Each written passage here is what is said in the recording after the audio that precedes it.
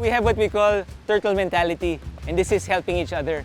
Sea turtles, the way they emerge from their nest, they're underneath about 2 feet, and when they hatch, they will wait for each other. And when they're ready, the way they dig themselves to the surface is they help each other up.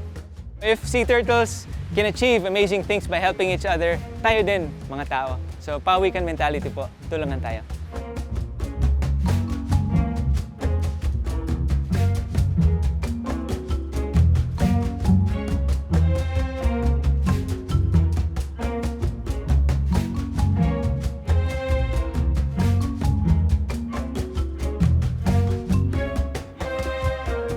My name is Carlos Tamayo.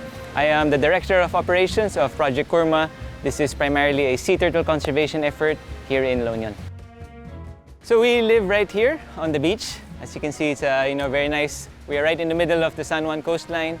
And in 2009, we discovered that this area is part of the main sea turtle nesting stretch in the province.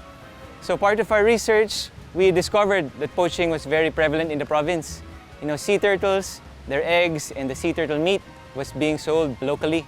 What we did to combat this was to actually create livelihood programs for our local fisherfolk, and through education, we were not able to not only eradicate poaching from the province, but actually turn the former poachers into the protectors of the sea turtles. Sea turtles, sila ay tinatawag na keystone species, which means they are very important in an ecosystem.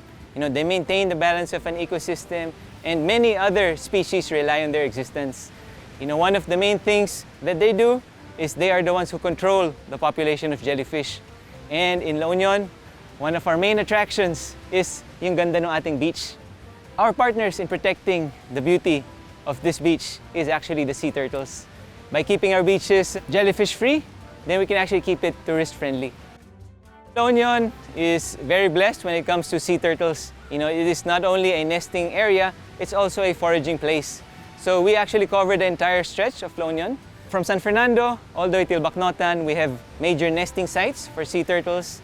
And the rest of the province is actually a big foraging area for them. So in a sense, yung mga pawikan, sila ay migratory. So they go to many places, even different countries, to forage and also to lay their eggs. And here, kumbaga, masasabi natin, it's a foodie stop for yung ating pawikans.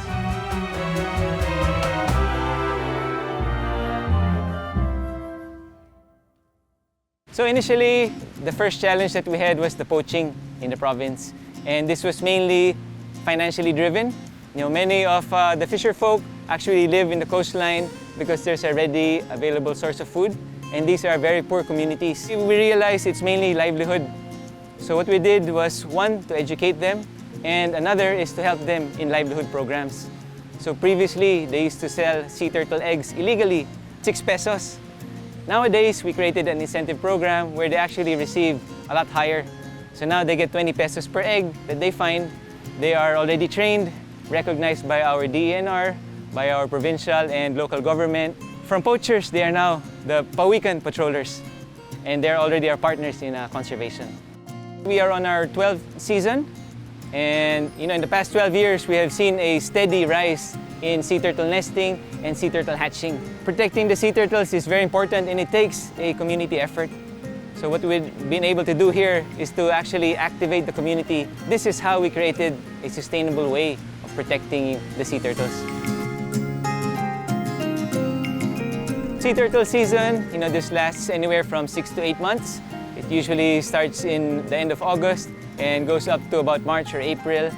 And during the season, you will have sea turtles come up to La Union beaches to lay their eggs. Basically, what we do here, since we are a surfing area, and many times the waves cover the entire beach stretch, so we transfer the nests into a hatchery like this one we're standing on right now. In this area, we're able to protect the nests, keep them in the proper temperature, and as soon as they emerge, we release them in the areas they were found.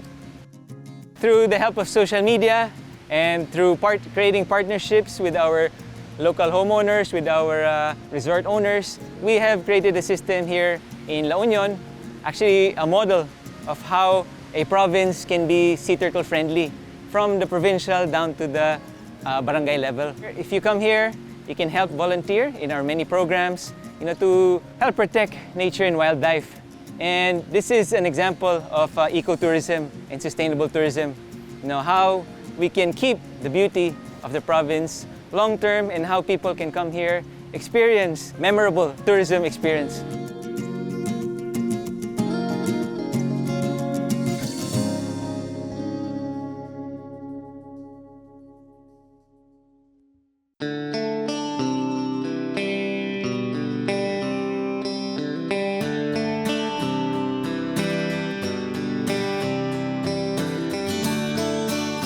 Right now, we are here right in the middle of the main nesting stretch in La Union. So San Juan has the most number of nests every year. And this area also was the site of heavy poaching back in the day. Nowadays though, you know, by partnering with the local fishing community, now they are our partners in conservation. You know, nesting time for the sea turtles happens between midnight and 3 a.m. So it's actually quite hard to look for the nests, to stay up at night. But through the help of our local fisher folk who are on the beaches at that time, because that is also fishing time, then we are able to, you know, create a system where we cover the main nesting times of the sea turtles. We are able to transfer the nests from the beaches into the hatchery for safekeeping.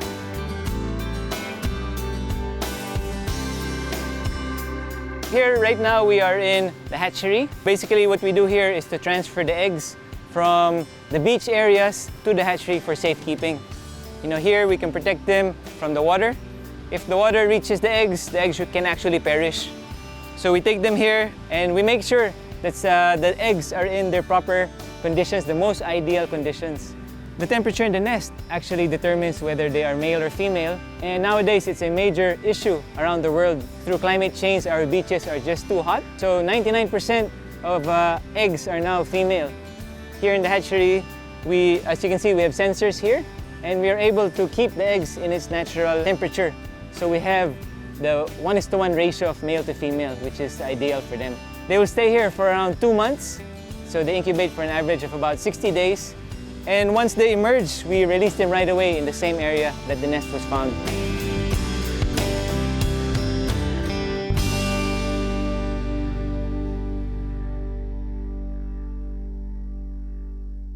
So here we run a rescue, rehab, and release program. So the idea is, you know, turtles in need have a place to go and to get help. And then as soon as they're ocean ready, we release them back there. So right here, we have an olive ridley. You know, her issue is she ingested a lot of plastic and she cannot dive. So this is a buoyancy issue. You know, if you notice, if we kind of push her down, she pops right back up. And over here, we also have a sea turtle hatchling that was born with only one working eye. You know, at the moment, we're hand feeding this, but as soon as it's ready to be released to the ocean, as soon as she can eat on her own, then, you know, she'll be back out in the big blue. We have other turtles here. Some of them are rescued from the illegal trade. So basically, we just want to have a place where turtles can get healthy and then get back into the ocean.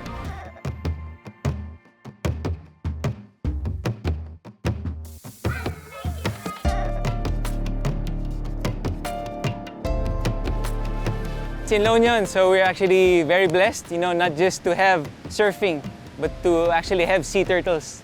And part of being blessed is actually also the responsibility of caring for what we have. What we do here is we have many programs which anybody can come and participate in, you know, from beach cleanups, obviously to protecting the sea turtles. When you come here, you have a very big chance of seeing either a nesting mother turtle or being able to participate in releasing the hatchlings to the ocean. So it's definitely nice to bring people here. Regularly have students, we have companies who come, and a lot of individuals. You know, sea turtles inspired us to care for nature, and that's also the reason why we share this with as many. So our programs are all free, and, you know, anybody, it's completely volunteer run. So anybody, you know, you're all welcome to come and participate in, you know, protecting the beauty of nature and wildlife. The only way to protect sea turtles is to protect their habitat. And when we talk of their habitat, this is the ocean. You know, it covers 70% of our own world. So what we have here is we created different models. So we have the two sustainable systems in the planet. This is the forest ecosystem and the ocean ecosystem. So here in La Union, we created two models for each. We have our, what we call the Ridge to the Reef program.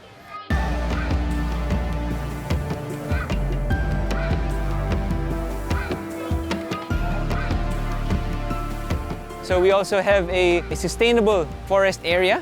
This place was reforested, and you can see what 10 years can do. It used to be a rice field, and yung bundok, dati kalbo lang siya. Pinuputol nila yung mga puno, pang uling. But nowadays, if you see, it's a thriving forest. So we have a model for the two ecosystems. We have the ridge and the reef ecosystem. So the CURMA, this is the model of how we can protect our coastlines. And then we have, in Lotus Valley, we have the model of how we can protect the ridge areas.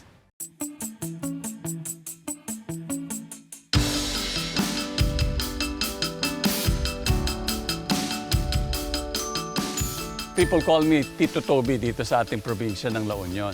Hindi magkaila sa ating maraming kababayan at mga bisita na ang La Union hindi lang dapat sa karagatan o sa surfing na sumikat. Ngunit nakikita natin na maraming mga bisita ngayon, marami na silang pinupuntahan. Nakita na rin yung magagandang features ng La Union na hindi natin naririnig. Ito ay ang aming mga lugar na katulad nito. May gubat na dito. Tapos meron tayong mga waterfalls sa malapit. At saka isa pa, yung features ng La Union ay kumbaga kabighani-bighani yan eh. Kasi nakikita ninyo na hindi lang iisa, kundi iba-ibang klase. Yung kagandahan ng isang lugar, kaya nga nagpunta ang tao dito dahil, may surfing eh. Ano yan? Di ba kalikasan yan? Parte yan ng kalikasan. Pag dumadagsa ang mga tao, mga bisita, the tendency, hindi naman ako nakatira dito, kaya may mga bagay na hindi ko binibigyan pansin. Alam niyo may kasabihan, kapag isang tao is mindful of the environment, hindi siya mag-iiwan ng basura kahit saan siya pumunta. Dito sa probinsya, ginugusto namin palagi na yung ating mga natural areas, natural systems, yung kagubatan, yung mga ilog, yung mga springs, yung mga watersheds, sinasabi natin na kailangan panatiliin natin. Kasi kung hindi natin masusustento yung tourism. Sa tourism, kailangan mo malinis na tubig, malinis na hangin, masustansyang pagkain. Siyempre, para ma-enjoy mo naman ang stay mo rito. At saka isa pang importante, alam niyo, pag maganda yung pakiramdam, nakaka-relax kayo ng husto. Especially dito sa mga lugar na maraming natural na mga sistema katulad ng gubat at saka karagatan.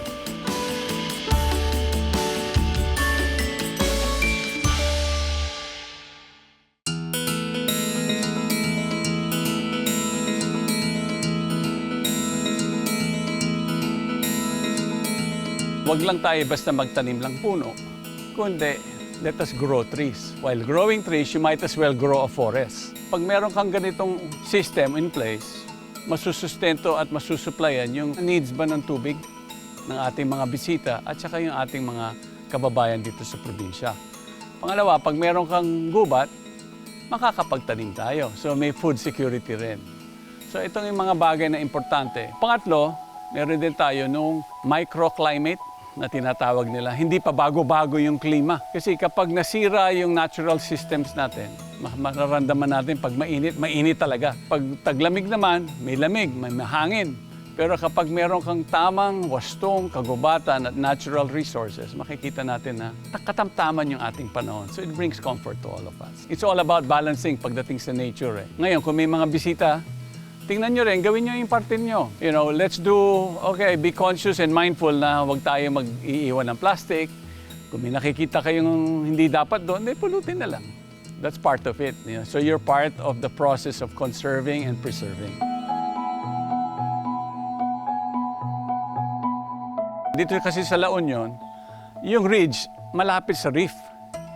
Hindi katulad sa mga ibang lugar, malayo yung kabundukan tapos yung karagatan malayo din kung susukatin nyo. Hindi dito sa probinsya na to. Pagkapasok nyo ng probinsya, Rosario pa lang kita nyo, daman-daman nyo na yung presence ng bundok at saka yung simoy ng hangin ng karagatan. So, importante na bigyan natin talaga ng wastong pansin na pangalagaan yung ridge at saka yung reef. Ngayon, itong Lotus Valley became a model pagdating sa ridge saka watershed areas. So, pinanatili natin, binigyan natin ng sigla ulit, nagtanim tayo ng napakaraming native na puno para mabuhay yung biodiversity. Alalahanin nyo, maraming taong pumupunta rito, talagang nagagandahan sila. Dahil unang-una, everything is so natural.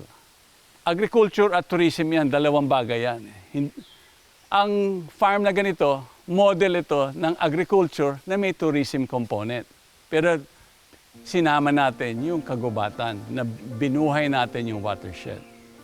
Hindi lang yung nakikita nyo agrikultura lang, puro palay, puro yun lang nakikita nyo sa landscape niya. Dito hindi, kasi nasa ridge tayo bundok So kailangan buhayin mo yung mga puno, ibalik mo yung sigla ng kagubatan, nakakabit yung inyong vegetable production at saka pang pagkain sa ganitong uring system para mas sustainable yung ating agrikultura.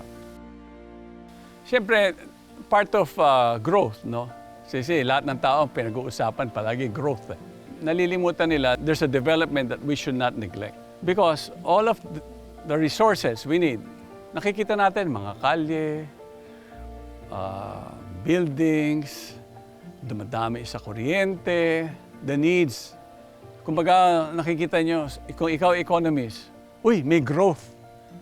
Umaasenso ang buhay ng tao. Pero meron din kasabihan na ano yung limit mo? Wag lang natin tatanawin, kumita na naman ako ng ganito. Ngunit, at what cost? At what is the expense to nature? Baka yung ginagamit nating resources, hindi na sapat para sa future. Ganon yan kailangan may balance Hindi tayo pwedeng, sige, growth ng growth. Wala na pala kaming palay, wala na kaming tubig, wala na pala yung mga ganon. So yung mga locals, siyempre, apektado kami lahat. Kung sa tourism, isang sector lang yan Paano yung 75% ng population ng La Union? Sila yung magsasaka. Kaya agri-tourism. Yung isa tourism, isa agriculture.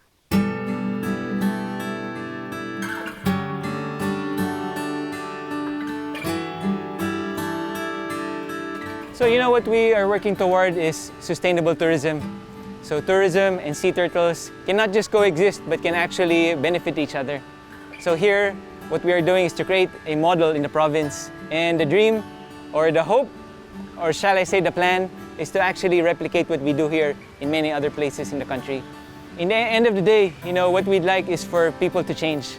So the basic things that we teach is actually the values, because this is what each person can change, can create change. So each one of us in our daily lives, our actions impact the planet in a large way. Mainly through education, what we want is for each person to realize their impact on the planet and how by working together we can actually create actual change.